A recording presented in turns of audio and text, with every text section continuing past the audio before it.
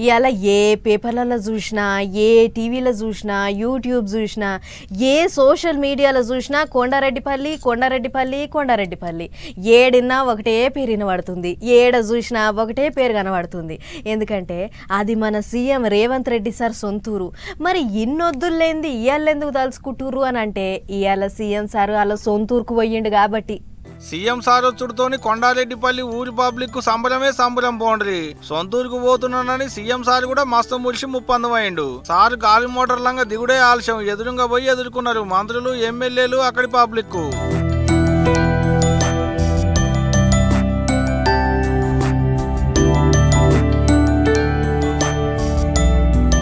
నాగర్ కర్నూలు జిల్లా అమరాబాద్ మండలం మాచారం ఊళ్ళో ఉన్న గుళ్ళకు పోయి పూజలు చేసిండు ముందుగాల సీఎం సారు. అయ్యవారు సూత అంతే బొట్లు పెట్టి అత్యంతలేసి దీవనార్తులు ఇచ్చారు. అటెంక ఇందిరా సౌర గిరిజల వికాస పథకాన్ని సాల్వ్ చేసి పథకం లబ్ధిదారులతోని మాట్లాడిండు సీఎం సారు. ఏమేం తోట పెట్టారు? నిమ్మ, ఆవకాడ, ఆవకాడ పెట్టిరా, దానిమ్మ కూడా పెట్టిరా, కొబ్బరి కూడా. ఓకే, ఇప్పుడు నీ కరెంటు వాళ్ళ కాడికి పోవాల్సిన పనే లేదు, కరెంటే నీ కాడికి వచ్చింది సార్. ఇప్పుడు మీరు సోలార్ ఏదైతే పెట్టుకుంటారో పంపు సెట్లలో, మీ పంపులకే కాకుండా మీరు విద్యుత్ ఉత్పత్తి చేసి గవర్నమెంట్కి అమ్ముకుంటే నెలకు 2000 3000 మీకు ఆడపిల్లలకి చేతి ఖర్చులకు వచ్చేటట్టు ప్యానెల్స్ వేయించమని కూడా చెప్పిన నేను. బట్టి సారే మళ్ళీ విద్యుత్ కొనుక్కొని మీకు పైసలు ఇస్తాడు. ఆగనాట వాళ్ళు ఇప్పుడు కరెంటు తయారు చేస్తే వాళ్ళకంచే కరెంటు కొంటారట గవర్నమెంట్ వాళ్ళు. ఇక వాళ్ళతోని మాట్లాడు ఒడవంగానే ఆడికంచే స్టేజ్ మీదకి పోయిండు. ఇగట పోయినాక ముందుగాల కరెంటు మంత్రి కాబట్టి బట్టి సారి మాట్లాడినాక అటెంక సీఎం సార్ మైక్ అందుకున్నాడు.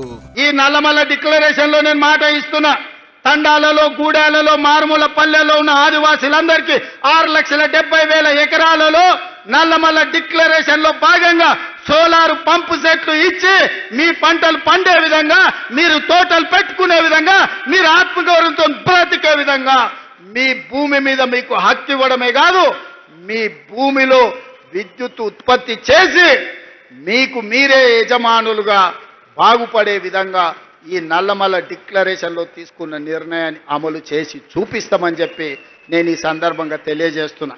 సీఎం అయినాక ఇన్నాళ్లకు ఊరి ఆదికొచ్చిందా అనేరు. రాష్ట్రం మొత్తం కూడా చూసుకోవాలి కదా. జర ఆలస్యంగా వచ్చినా సీఎం సార్ వరాల వాన కురిపిస్తుంటే మస్తు మురిసి ముప్పందమైరు వాళ్ళ ఏరియా జనాలు.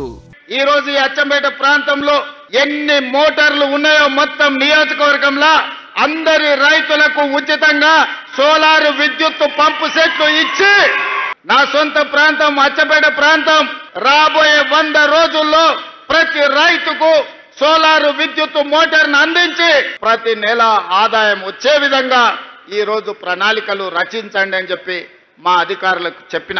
అచ్చంపేట నియోజకవర్గంలో చెంచులకు మొత్తం కొత్త ఇండ్లు కట్టిస్తాడట. నియోజకవర్గాన్ని దేశంలో ఆదర్శంగా ఉండేటట్టు అలికి పూసినట్టు చేస్తాననుకొచ్చిండు.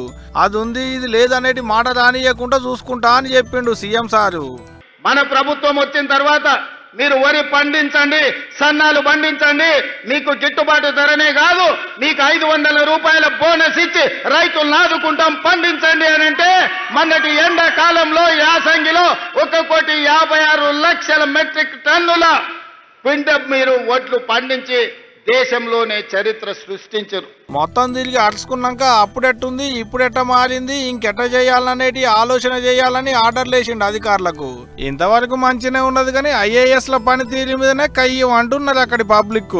సీఎం సార్ స్టేజ్ ఎక్కుతుండగానే ఎదురుగా పోయి కాళ్ళు మొక్కినంత పని చేసిండు ఐఏఎస్ శరత్ సారు.